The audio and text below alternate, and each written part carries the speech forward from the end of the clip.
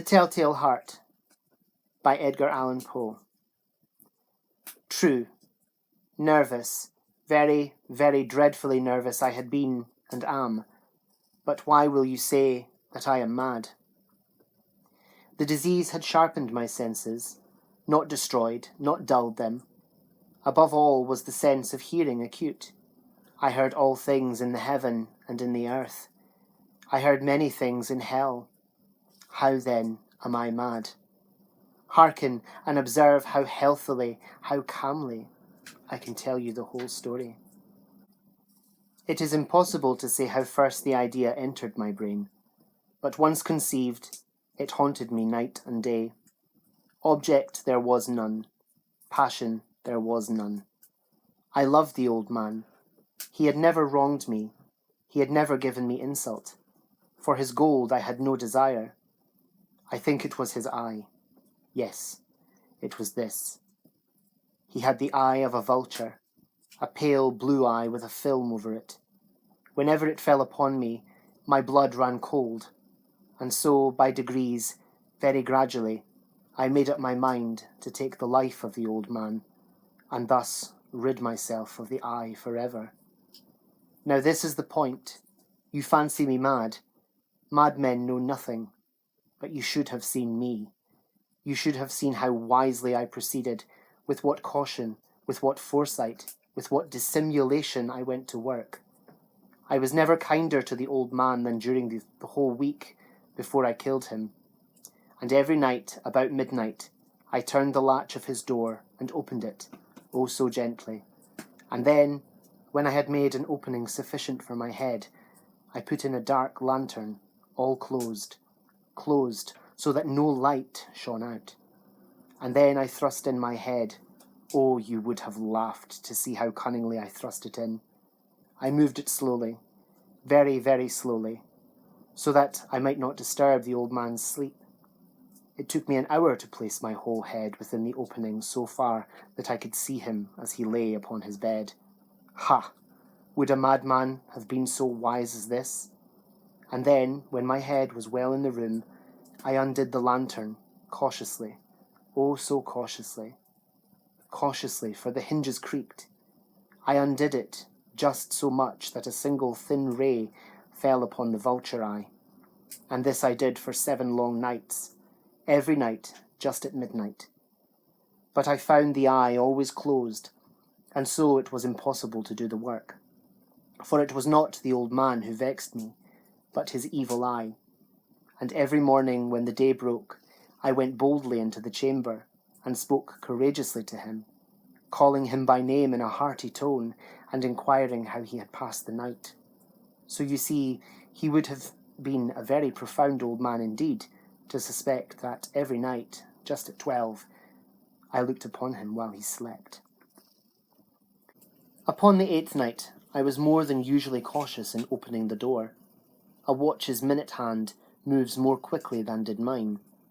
Never before that night had I felt the extent of my own powers, of my sagacity. I could scarcely contain my feelings of triumph. To think that there I was, opening the door, little by little, and he had not even to dream of my secret deeds or thoughts. I fairly chuckled at the idea, and perhaps he heard me, for he moved on the bed suddenly, as if startled. Now you may think that I drew back, but no. His room was as black as pitch with the darkness, for the shutters were close fastened through fear of robbers, and so I knew that he could not see the opening of the door, and I kept pushing it on steadily, steadily. I had my head in, and was about to open the lantern, when my thumb slipped upon the tin fastening, and the old man sprang up in bed, crying out, "Who's there?" I kept quite still and said nothing. For a whole hour I did not move a muscle, and in the meantime I did not hear him lie down. He was still sitting up in the bed listening, just as I have done night after night, hearkening to the death watches in the wall. Presently I heard a slight groan, and I knew it was the groan of mortal terror. It was not a groan of pain or of relief, oh no. It was the low, stifled sound that arises from the bottom of the soul when overcharged with awe. I knew the sound well. Many a night, just at midnight, when all the world slept, it has welled up from my own bosom, deepening with its dreadful echo the terrors that distracted me. I say I knew it well. I knew what the old man felt and pitied him, although I chuckled at heart. I knew that he had been lying awake ever since the first slight noise when he had turned in the bed. His fears had been ever since growing upon him. He had been trying to fancy them causeless, but could not. He had been saying to himself, "It is nothing but the wind in the chimney. It is only a mouse crossing the floor," or "It is merely a cricket which has made a single chirp." Yes, he had been trying to comfort himself with these suppositions, but he had found all in vain, because death, in approaching him, had stalked with his black shadow before him and enveloped the victim. And it was the mournful influence of the unperceived shadow that caused him to feel, although he neither saw nor heard, to feel the presence of my head within the room. When I had waited a long time, very patiently, without hearing him lie down, I resolved to open a very, very little crevice in the lantern. So I opened it. You cannot imagine how stealthily, until at length a simple, dim ray, like the thread of a spider, shot out from the crevice and fell full upon the vulture eye. It was open, wide, wide open, and I grew furious as I gazed upon it. I saw it with perfect distinctness, all a dull blue, with a hideous veil over it that chilled the very marrow in my bones. But I could see nothing else of the old man's face or person, for I had directed the ray, as if by instinct, precisely upon the damned spot. And have I not told you that what you mistake for madness is but over-acuteness of the senses? Now, I say, there came to my ears a low, dull, quick sound, such as a watch makes when enveloped in cotton. I knew that sound well, too. It was the beating of the old man's heart. It increased my fury, as the beating of a drum stimulates the soldier into courage. But even yet I refrained and kept still. I scarcely breathed. I held the lantern motionless. I tried how steadily I could maintain the ray upon the eye. Meantime the hellish tattoo of the heart increased. It grew quicker and louder every instant. The old man's terror must have been extreme. It grew louder, I say, louder every moment.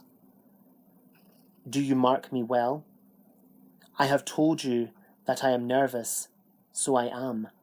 And now at the dead hour of the night, amid the dreadful silence of that old house, so strange a noise as this excited me to uncontrollable terror. Yet for some minutes longer I refrained and stood still, but the beating grew louder. I thought the heart must burst, and now a new anxiety seized me. The sound would be heard by a neighbour. The old man's hour had come. With a loud yell I threw open the lantern and leaped into the room. He shrieked once only. In an instant I dragged him to the floor and pulled the heavy bed over him. I then smiled gaily to find the deed so far done, but for many minutes the heart beat on with a muffled sound. This, however, did not vex me.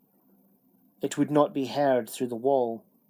At length it ceased. The old man was dead.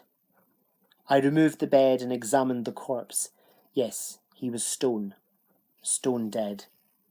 I placed my hand upon the heart and held it there many minutes. There was no pulsation. He was stone dead. His eye would trouble me no more. If still you think me mad, you will think so no longer when I describe the wise precautions I took for the concealment of the body. The night waned, and I worked hastily, but in silence. First of all, I dismembered the corpse. I cut off the head and the arms and the legs. I then took up 3 planks from the flooring of the chamber and deposited all between the scantlings. I then replaced the boards so cleverly, so cunningly, that no human eye, not even his, could have detected anything wrong. There was nothing to wash out, no stain of any kind, no blood spot whatever. I had been too wary for that. A tub had caught all. Ha ha. When I had made an end of these labours, it was 4 o'clock, still dark as midnight. As the bell sounded the hour, there came a knocking at the street door. I went down to open it with a light heart, for what had I now to fear? There entered 3 men who introduced themselves with perfect suavity as officers of the police. A shriek had been heard by a neighbour during the night. Suspicion of foul play had been aroused. Information had been lodged at the police office, and they, the officers, had been deputed to search the premises. I smiled, for what had I to fear? I bade the gentleman welcome. The shriek, I said, was my own in a dream. The old man, I mentioned, was absent in the country. I took my visitors all over the house. I bade them search well. I led them at length to his chamber. I showed them his treasures, secure, undisturbed. In the enthusiasm of my confidence, I brought chairs into the room, and desired them here to rest from their fatigues, while I myself, in the wild audacity of my perfect triumph, placed my own seat upon the very spot beneath which reposed the corpse of the victim. The officers were satisfied. My manner had convinced them. I was singularly at ease. They sat, and while I answered cheerily, they chatted of familiar things. But ere long, I felt myself getting pale and wished them gone. My head ached, and I fancied a ringing in my ears, but still they sat, and still chatted. The ringing became more distinct. It continued and became more distinct. I talked more freely to get rid of the feeling, but it continued and gained definiteness, until at length I found that the noise was not within my ears. No doubt I grew very pale, but I talked more fluently, and with a heightened voice, yet the sound increased. And what could I do?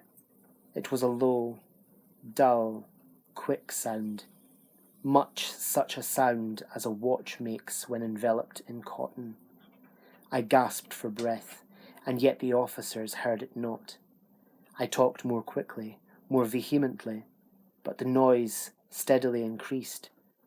I arose and argued about trifles, in a high key and with violent gesticulations, but the noise steadily increased. Why would they not be gone? I paced the floor to and fro with heavy strides, as if excited to fury by the observations of the men, but the noise steadily increased. O God, what could I do? I foamed, I raved, I swore. I swung the chair upon which I had been sitting, and grated it upon the boards. But the noise arose over all and continually increased. It grew louder, louder, louder, and still the men chatted pleasantly and smiled. Was it possible they heard not? Almighty God, no, no, they heard, they suspected, they knew. They were making a mockery of my horror. This I thought, and this I think. But anything was better than this agony. Anything was more tolerable than this derision. I could bear those hypocritical smiles no longer. I felt that I must scream or die. And now, again, hark! Louder, louder, louder, louder! Villains! I shrieked. Dissemble no more. I admit the deed. Tear up the planks. Here, here. It is the beating of his hideous heart.